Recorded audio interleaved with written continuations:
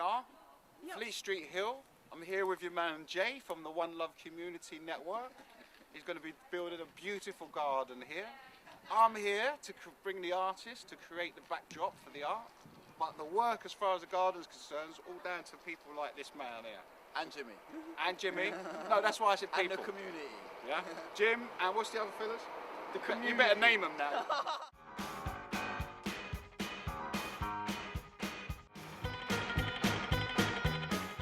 We had to move a lot of rocks by hand. We had a lot of guys come in to help with the paint and whatnot to prepare for the artists. So now we're just getting ready for people to come in, and more artists to come in later on and tomorrow. So we're just building up for the day. So it's early now, but feeling good.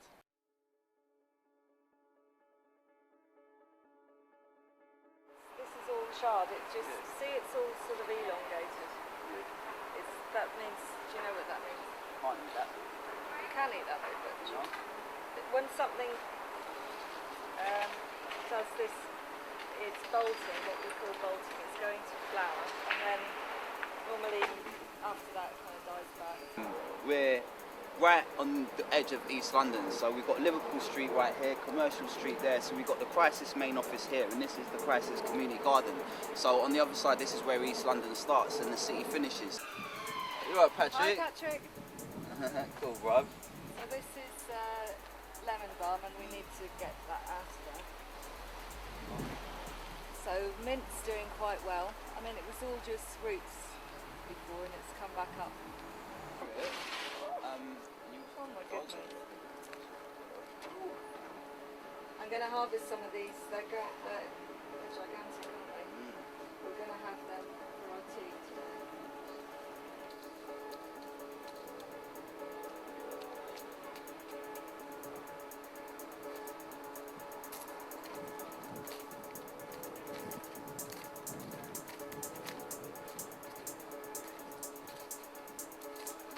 This place is amazing.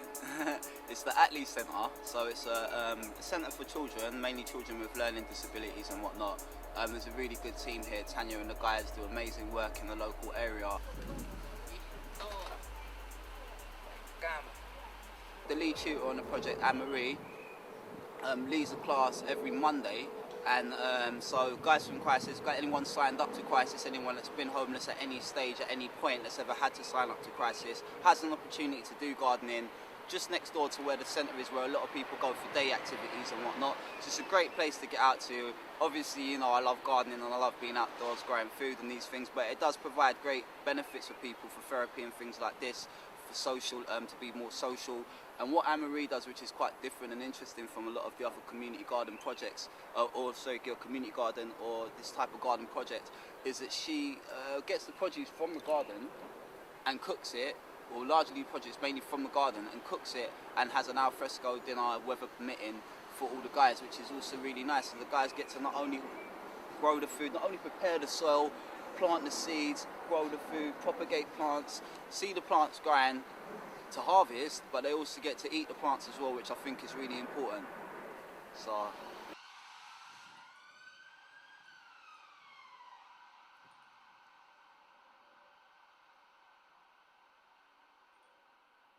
my nan's up 100 and she's out in the farm every single day, like always farming, always gardening, like a lot of it by herself. And like she says that if she ever stops, that's going to be it for her, so she's never going to stop as far as she's concerned. Needs a really good soaking, especially the tomatoes. Where's the tomatoes?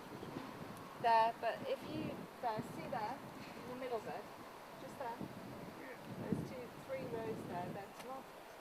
Okay, give it. I think I'll pick some of this. We're going to take this one out.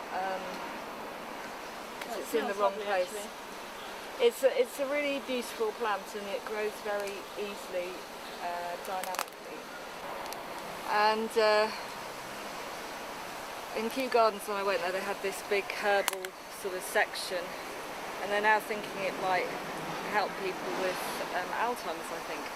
Oh, really? So it's a very subtle, gentle kind of plant, but it makes a nice cup of tea as well. So I'm going to just mix it in with some mint,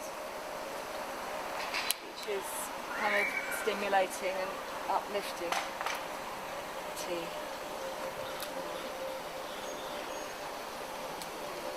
yeah, so I suppose for me the garden is about giving people an opportunity to make their connection with nature and the land and food and plants in general. I used to volunteer for a brilliant group called Growing Communities, and when they started out, they're mainly based in Hackney, and they're actually a really successful community growing enterprise, and they've got a very good ethos. And they basically started off growing food in brownfield sites, but they kept on being developed, so more and more that's going to happen if any brownfield sites are going to be under extreme pressure for development. They ended up using sites that were... Don't water us, Patrick! They ended up being in sites that were inside parks and things like that were more protected, because after having developed sites and then having them completely destroyed, you know, it's a bit disheartening. Because gardens do take some time to establish, I think. And I know Jay's doing this a temporal garden, which is another kind of idea as well.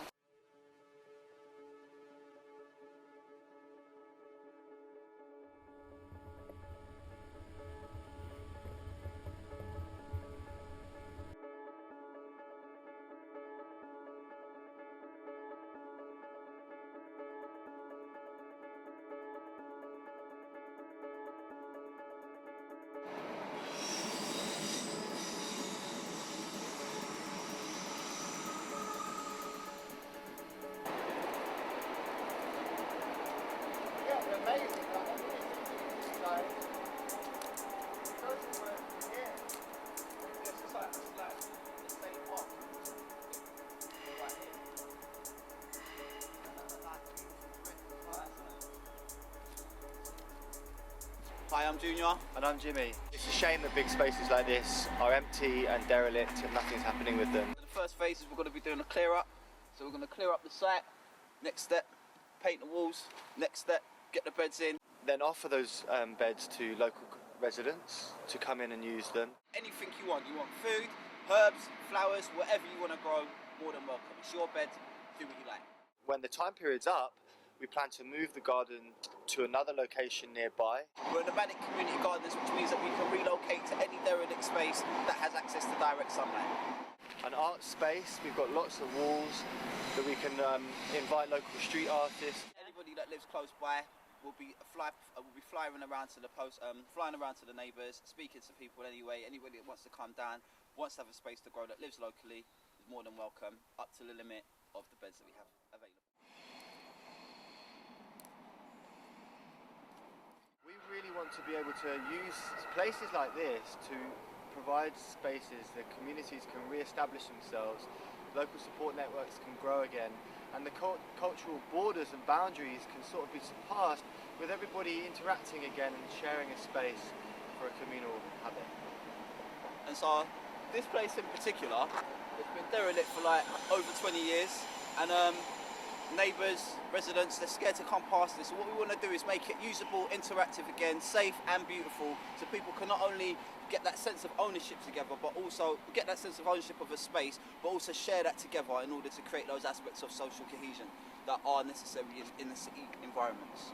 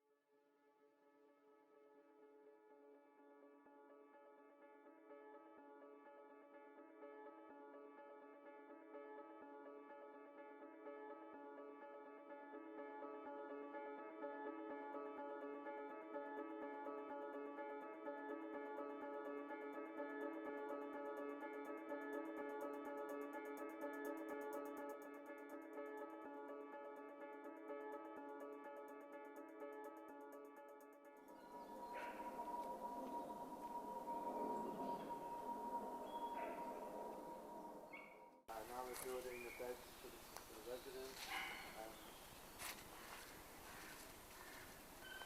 Yeah, no, it's definitely still on there.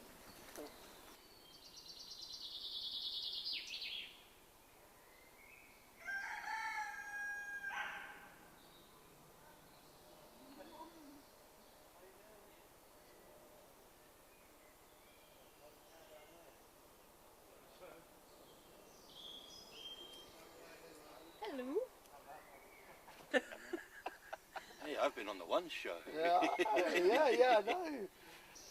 And have we heard anything from Local papers. Perfect? So they basically just felt that it's too close to the... Really too much of a hoo-ha. Yeah. Let's pull it in. Yeah. We cannot be embarrassed. Yeah. And it's too much of a publicity kind of draw, isn't it? Mm-hmm. You know, it's too sensitive. International media. Yeah. Yeah, we're going 2-3 months, and then I think all the proceedings will happen. When everything calms down. Yeah. That's We were great. saying it'll probably be autumn, winter time. Yeah. No, he's rebuilt the fireplace, he's cutting wood, he's redoing Jack's house. Yeah, it gives people Yeah, he's got that release for his energy. Otherwise he'd be sitting up on the streets of London getting asbowed up to be moving on and everything. Yeah. You can... Well, I think the important thing is that you can take control of your environment a little bit more here. Whereas in the city, you don't say where the pavements are, where the buildings are, what they look like, and all that kind of stuff, and you don't watch it change. Whereas here, you can watch it change and be a part of that change. So you automatically are going to start expending your energies in different manners, rather than feeling like you're cooped up.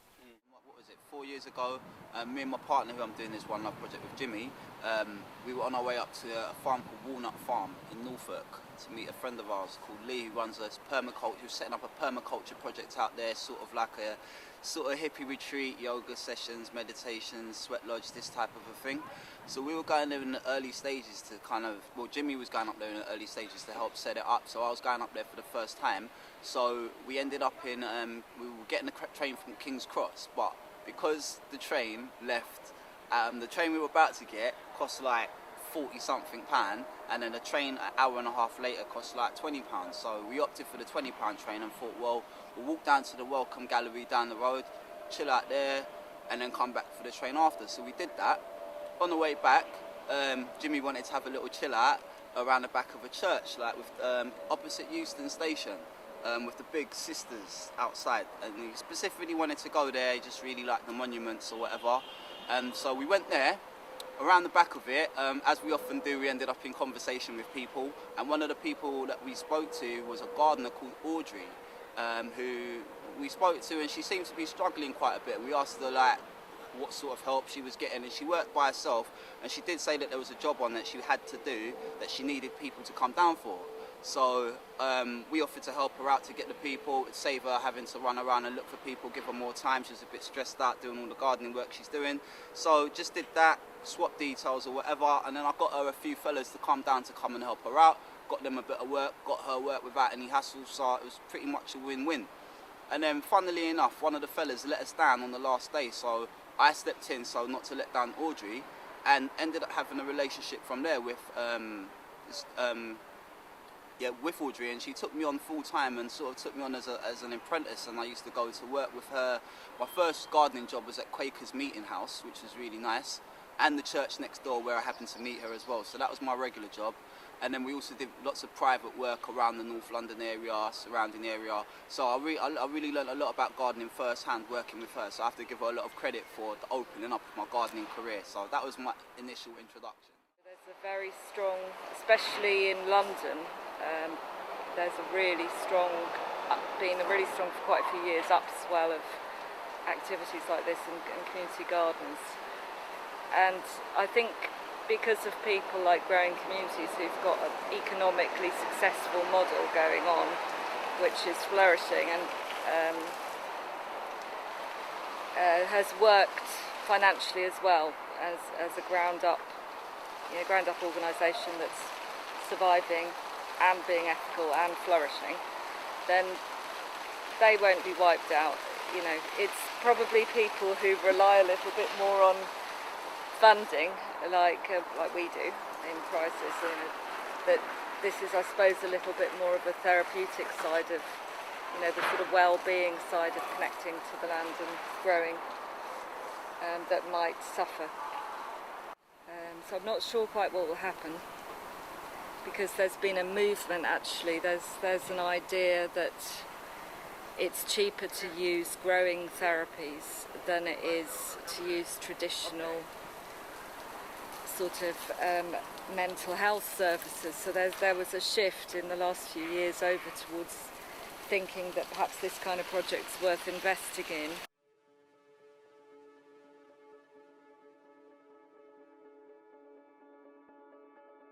We've removed so many tons of litter as we've been living here and, you know, cleaning up this forest. And down there was this beautiful pure water coming out and falling over all of this old horrible stuff, like, you know, faded tin cans that were twisted and bits of broken bottles and pipe and all that kind of stuff. We've now cleaned up that side of the hill and stuck in a few kind of well-placed slates. The water's like whooshing off. I mean, you can see there the ferocity of how much water's coming out.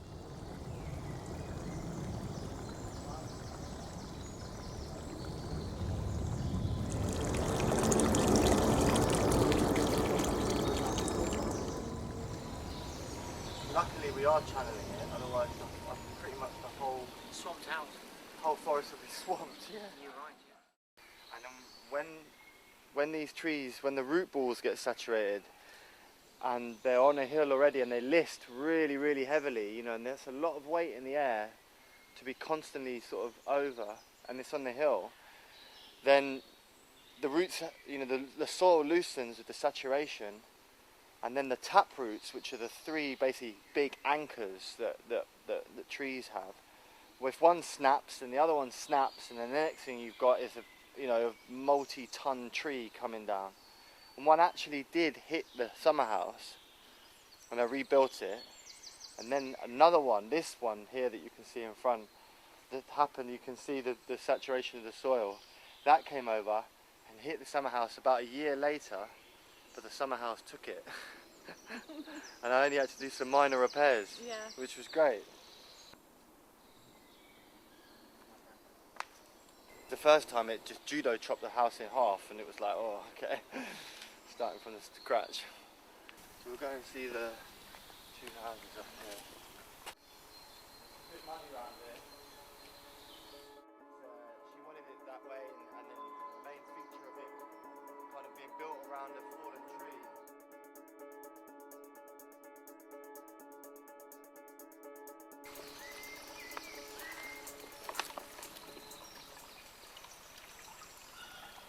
It was flowing down there.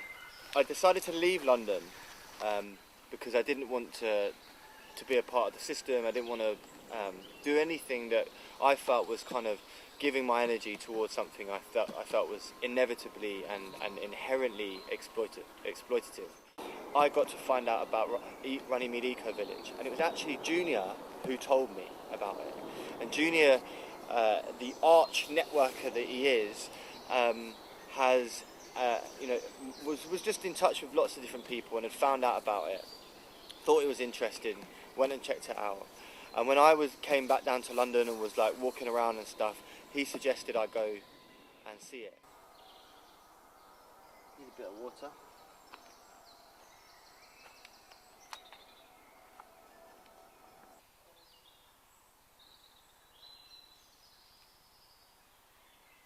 Corn, marigolds, edible flowers. I think actually this is St John's wort, which is very good for depression. The diggers believe that all land was God-given, and therefore no man can lord it over life or land.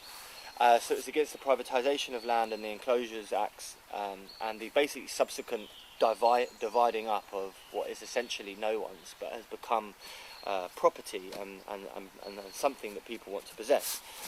So as a kind of tribute to the original writings of Gerald Winstanley. I mean, he had a sort of Christian overtone to his work, you know, i.e. it being God-given, specifically by God.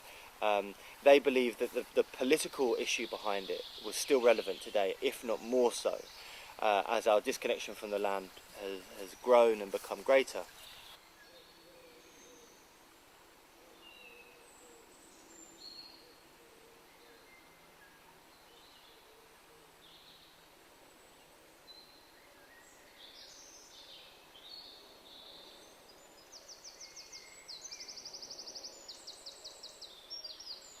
They decided to set up camp here, which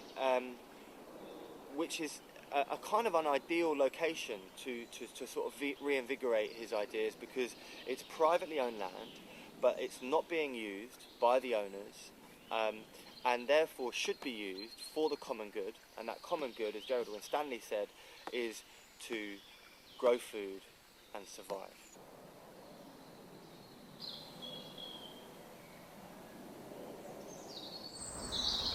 I love the feeling of being enclosed, but it's not the same feeling of being enclosed that you get in a city. You know, it's different. There are the forest has its own level. It's got its own shapes, and it's all organic.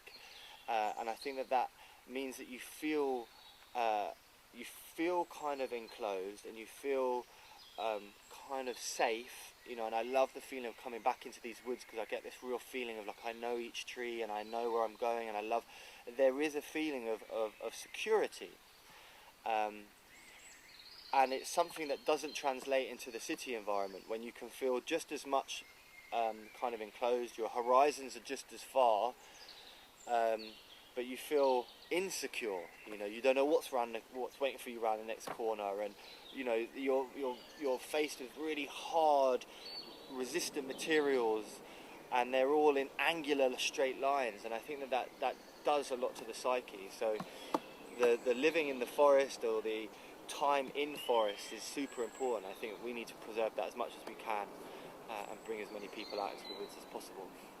We'll have our scaffold boards by tomorrow, and then we'll be looking to make as many raised beds as we can get in during this week. And again, that's kind of like half building them as examples, waiting for the community to see how much they want to engage, or if they want to come in and build them with us. So we'll see how that goes, but could end up at the end of this week with about 20 or so raised beds. So it's just a question of whether we start the growing now or wait a little while longer. But I think we'll have to see how it goes, really. We'll have to see how it goes, and everything is dependent on funding, so we will see. But hopefully we'll start growing within the next 2 weeks, so looking forward to that.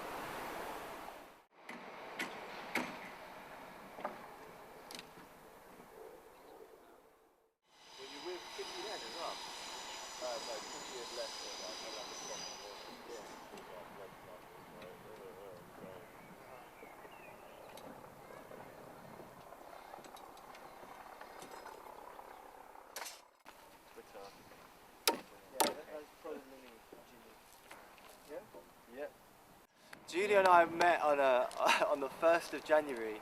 I don't think it was a messy night the night before, which is meant to be because of the 31st, but it was pretty messy that first night, and we heard about each other for a long time through some mutual friends, and they kept on, whenever each other would start talking the way we would start to talk, he always used to say, oh, you should meet, you know, Jimmy, or you should meet Junior. We got to really engage in some of the ideas that we had in a way that we shared, and in a way that was progressive, which is something that's quite different, because in a lot of instances we were almost telling people about things that they didn't either understand, believe, care about.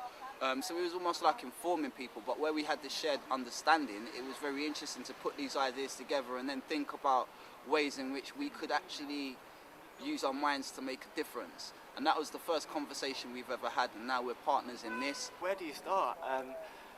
I think for us, we're both on the same paths, do you know what I mean? The same kind of, you know, journey. Like, we've both been given certain experiences and things that have allowed us to think and see things in certain ways.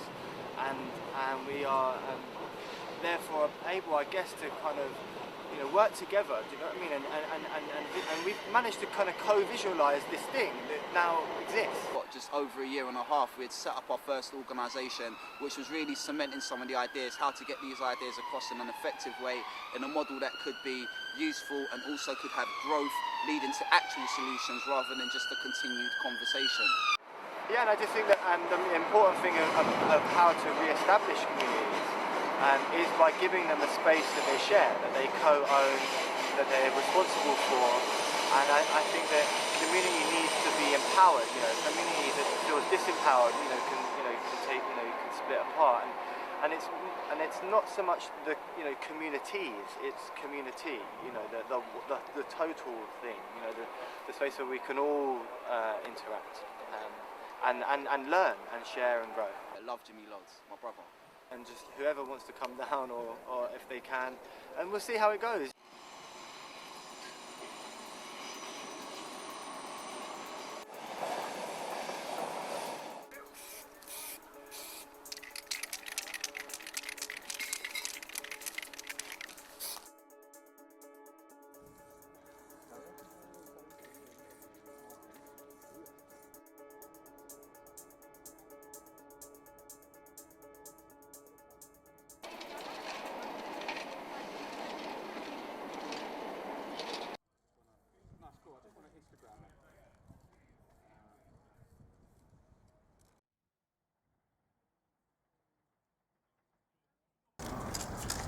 I'd like to choose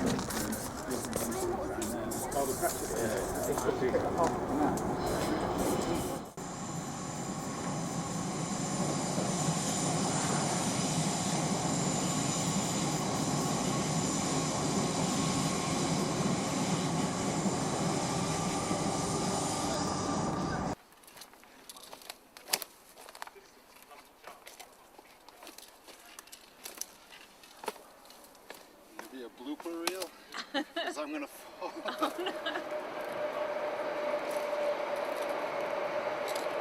Put some music.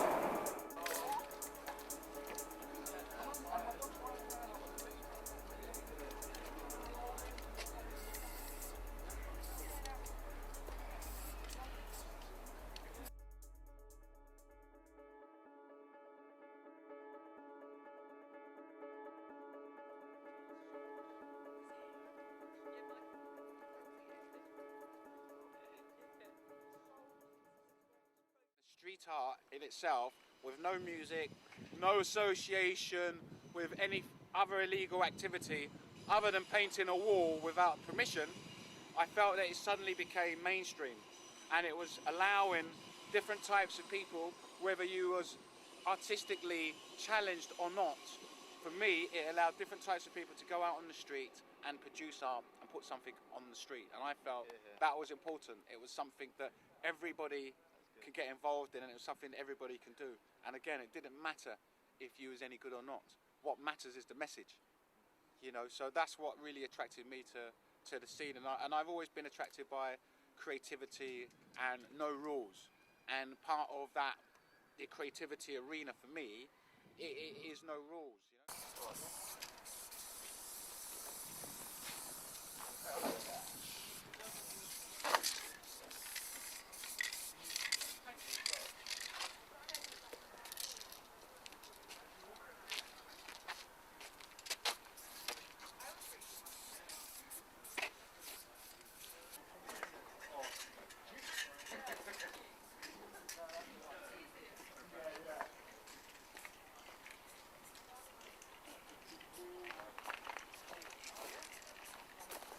together with the guys Jay and Jimmy from the One Love Community Group because they had such great ideas.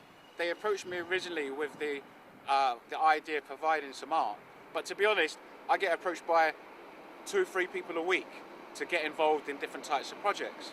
But this project, it had such weight to it, and I felt that it had legs, and I felt that what the guys want to do with this area is incredible and it's well needed.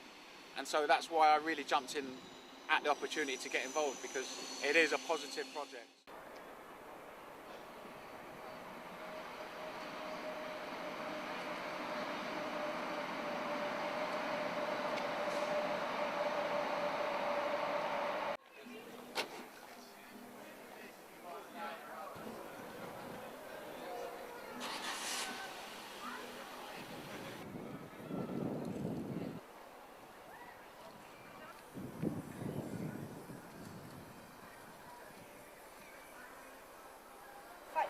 Come in and say, look, we want to paint, and you was like, yeah, go on. And like, a lot of people wouldn't do that, where they would give you that platform because they want to know if you're good and they want to know what you can bring. But how's anyone meant to get good if no one gives you a chance? You know what I mean? And that's what the whole project is about. So I love.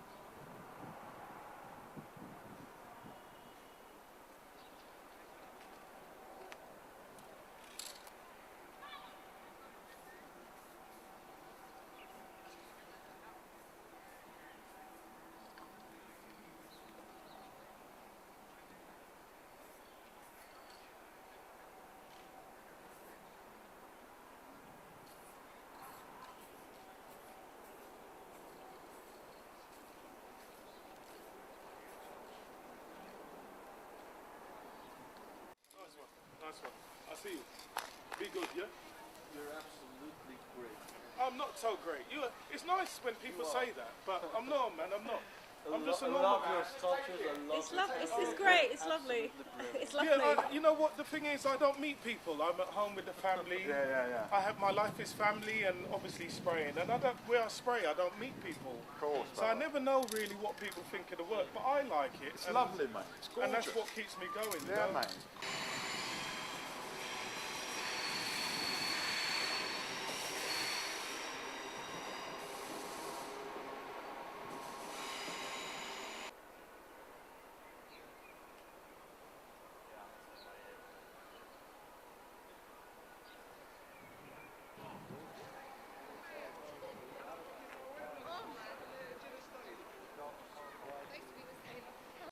We're going to let them paint it up one more time. Okay. And then we're going to offer it up to other artists who wish to do it as well. Easy to replace.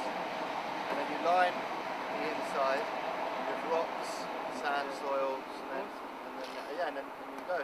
And it's very easy, simple design, and the idea is then you can still get a forklift underneath, picks it up, puts on a flatbed truck, and away the garden goes. People will be able to come in and go. Yeah. So we're going to have a public access area down there with a gate, and another gate there is to kind of encourage footfall to come through and use the space. Then there'll be a portion of it which will be specifically for the community who will be growing vegetables for themselves. But then there'll be a portion of the garden that Junior and I will manage and grow food for local businesses, possibly, to raise income for the site, but also as a place to workshop innovative growing ideas, new forms of urban agriculture, and to workshop with groups who are in need. It's taking off the ends, the metal ends of these scaffold boards, getting them ready to be cut using the 2 patterns of cuts that we have here to make the vegetable beds. The ends get reused around the corners of the beds to reinforce the fixings.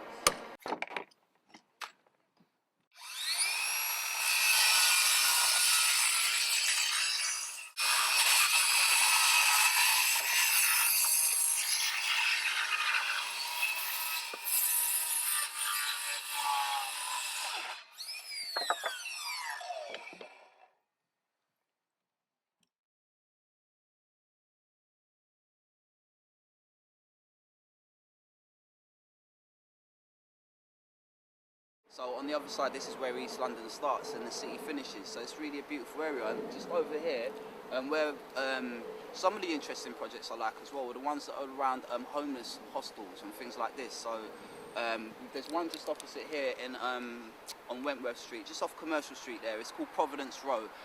There's a place called the Dello Centre. They've got a really beautiful roof garden that they're creating. There's a forecourt that's really beautiful where they do gardening with some of the residents and people that come in for their day centre. But on the roof they've also got a solar panel, and are now developing, in the process of developing. Been working alongside them a bit to create a roof garden, an active roof garden. There's going to be loads of veg growing up there, mushrooms, fruit trees, kiwi trees. There's going to be beehives. As I said, there's a huge solar panel. So they're covering a lot of bases on that roof garden. It's a really special project. But then there's also other ones. There's Hope Town Hostel just down the road, where the Women's Environmental Network have, as part of their Gardens for Life programme, have set up different community gardens, and that's a garden in a hostel where the residents can then grow their food. Previously, before that, at the Salvation Army Hostel, again just down the road, this is all within less than a mile radius, there's a hostel there that initially there was not much there, and then alongside Stepney City Farm and a gardener, a resident in the hostel called Gary particularly, they developed a beautiful roof garden, really beautiful roof garden. The residents can grow, eat food. I've used it myself. It's very, very, very, very lovely. They've recently got extra funding for that to develop that as a project. So that's something that people are always going to be able to go through as they come in and out of some of these difficult situations, which is really beautiful. And again, I mean, just 5 minutes walk from that is where our site is, and we're located just next to another Providence Row hostel, and again quite close to Crisis. So I mean, linking in with people that are going through difficult times and them having a space, an outdoor space, a beautiful space to go to, that's really some of the main beauty that lies behind community gardens. But then also you've got gardens in estates like Cranbrook Estate. That's one of the best ones that I know. Getting the residents involved right where they live, in and around community centres. Bromley by Bow Centre has another really beautiful one. Organically is a great project, a little bit further out, but that's a really great project for people to learn. They do lots of great courses. We've got the city farms around here, Spittlefields, who are doing a lot to help us on the project as well. We're right next door. And Hackney City Farm, which is just a little bit further. So we've got many projects and more just in the surrounding area. And so we're really adding to what people are already doing. I mean, as I mentioned before, in the last year or so, they set up 15 community garden spaces, 15 brand new spaces for people to go to, and working alongside them and setting up these spaces and knowing why it is that they do the work that they do and how they do it, and seeing the real benefit it has to the community. This has really added to the drive of really creating this space and doing it in the right way. There's loads of people doing really great work in and around East London and everywhere else, but those are just a few.